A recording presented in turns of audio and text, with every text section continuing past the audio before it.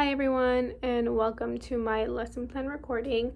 My name is Norma de la Rosa, and I am currently enrolled in Linguistics 417. And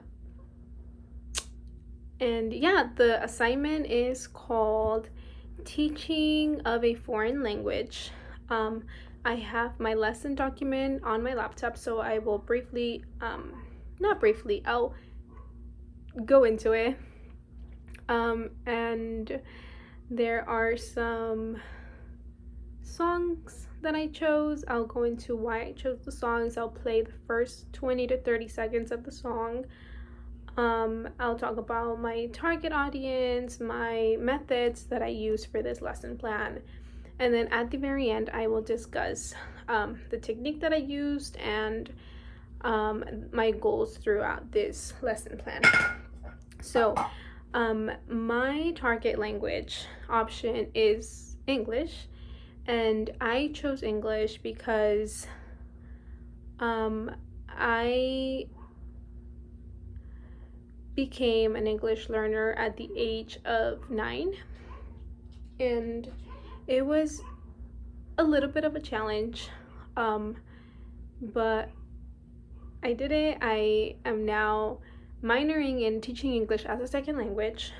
So my target language option is English in early childhood education. That could be from like pre-K up to like lower grade. This specific lesson plan is for lower grade children, and like I said, like preschool to lower grade, because it's teaching the different colors to the children in English. So that was a sneak peek of my lesson, but my target audience is 5 to 10 years old, especially newcomers of other countries. My lesson will begin by welcoming my students by name as they enter my classroom. I will gesture for them to sit down on the carpet or on the floor, preferably a carpet. And in the kindergarten rooms, I have seen those carpets that are like rainbow blocks, so those would be perfect. It's a good idea to have a cushion for each student, as it makes sitting arrangements easy to organize. And like I said, if you have those blocks, carpets, it's just easy to organize kids by a color, yeah, so I would create a fan shape around me, and then my beginning song would be "Hello to all the children of the world."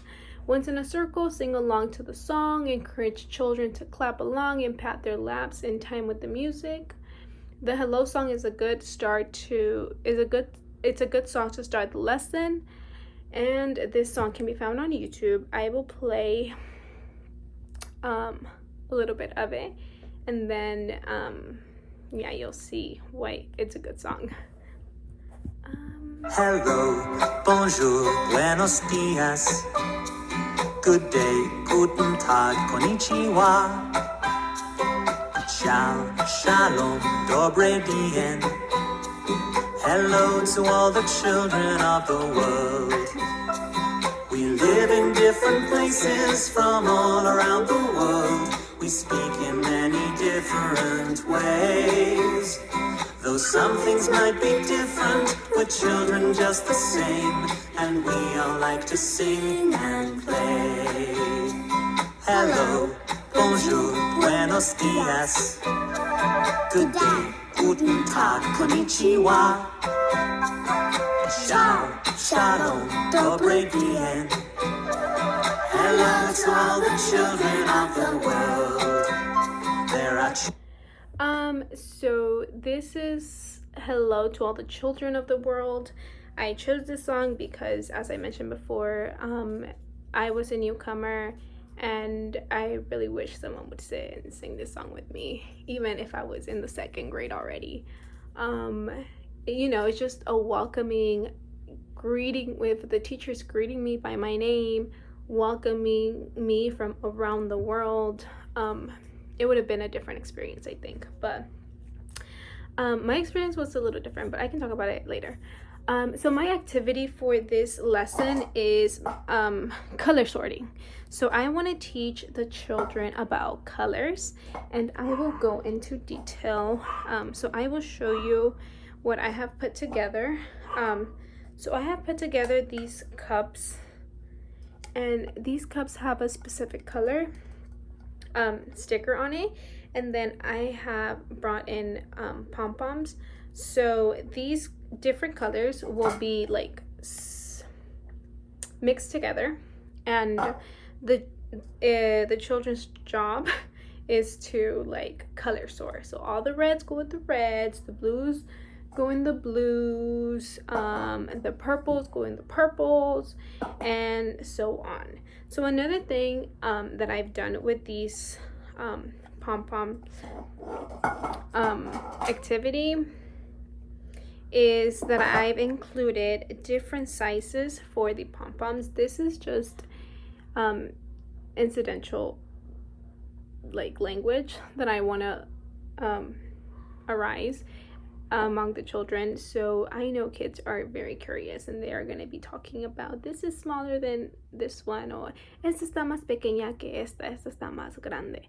And so I really want to just sit back and listen to their conversations. So another thing that I didn't mention about my lesson is that I'm going to be doing it in groups of 3 or 2. So you can pick a partner, or you can do it with other 2 people, because I want to really push that language development skill. I want them to be socializing. Another thing that I wanted to introduce like rainbow colors into it is to prepare kindergartners, especially into their rainbow words. So these are sight rainbow words that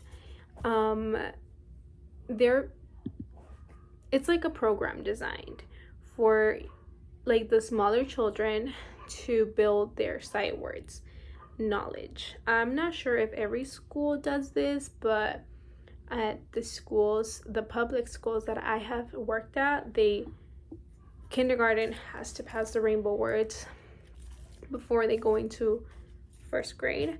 So if we're in kindergarten, or if we're in preschool and we're learning the English language, then after the English language, so okay, I'm a little confusing myself here, but my point is, like, we want these kids to know the colors, then from the colors we can get them to know other words. I'm not saying like they have to learn the colors of these first before they learn how to read, but like it does make sense to first learn some colors, like start from beginning.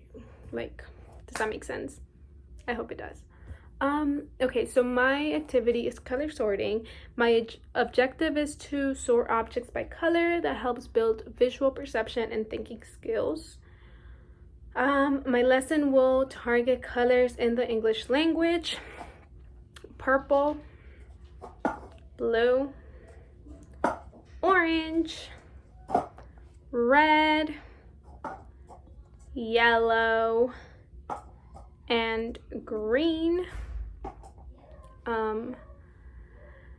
I will be just using these 6 colors for now. As my children develop more language, I will introduce other colors: magenta, burgundy, purple, violet, So the materials required for this lesson would be the cups, the pom-poms, a very enthusiastic teacher, and groups of 3 or 2. So it's an easy activity. So yeah, I added all of that in my lesson document. To close this activity, I would review with my children. I would ask open-ended questions to close up this, I would call, circle time activity. I would ask, what did you enjoy about this activity? Did you enjoy playing with the pom-poms? Did you enjoy doing it with your friend? Would you like to do it next time alone? What is it about this activity that you enjoyed the most? Then from there, I would ask if any of the children are wearing a specific color. Like, are any of you here wearing red?